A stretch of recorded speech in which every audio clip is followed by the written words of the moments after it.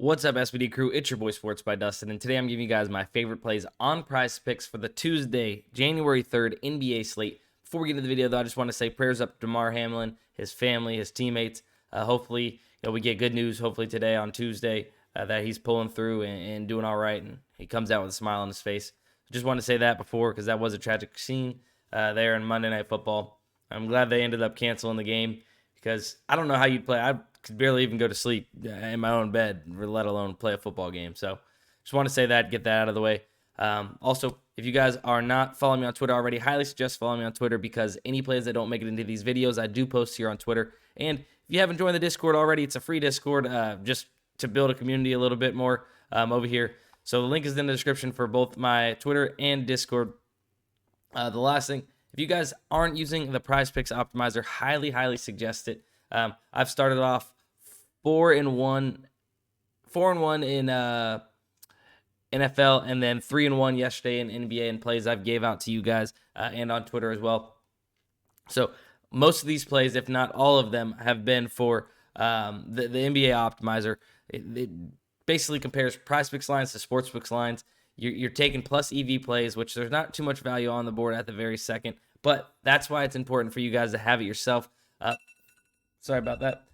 If you guys have it yourself, you can refresh this throughout the day. Even the All Sports Optimizer over here, this puts all the sports that are live on PrizePicks into the same one. So right now, the top play on the Optimizer, Josh Brown over block shots. DraftKings got him over 165. Highly suggest making this a part of your research, playing these plus EV plays. It's going to be the most profitable thing you can do long-term for long-term profit. All right. My first play is going to be rebounds, and it's going to be Jalen Williams over 3.5 rebounds going up against my Celtics. Now, if we just look right off rip, he has hit this number in 53% of his games, and now he's going up against the Celtics, who ranked 21st in rebounds allowed, 44.2 a game. Defensive rebounds, 24th. So they're not letting up too many offensive rebounds, but definitely a lot of defensive rebounds.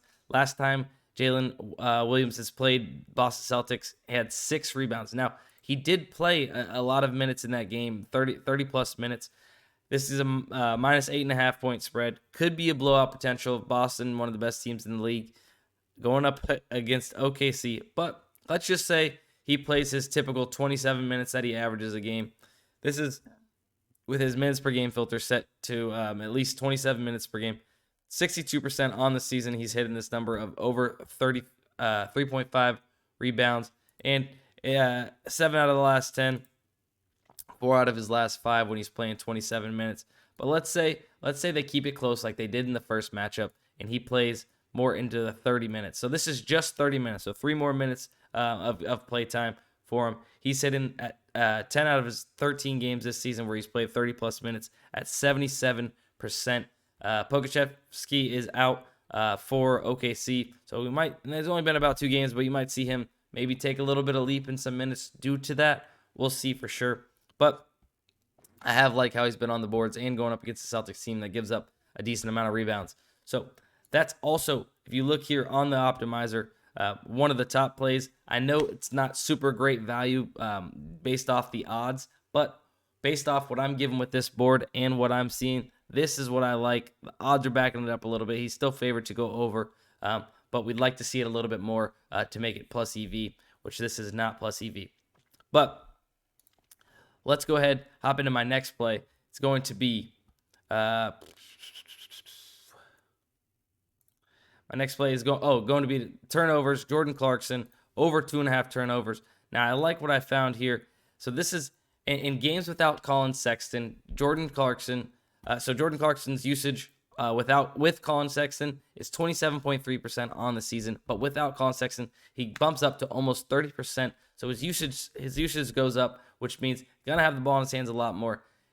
In the 2, 3, 4, 5, 6 games without Colin Sexton this season, he has had over 2.5 turnovers in 5 of those 6 games.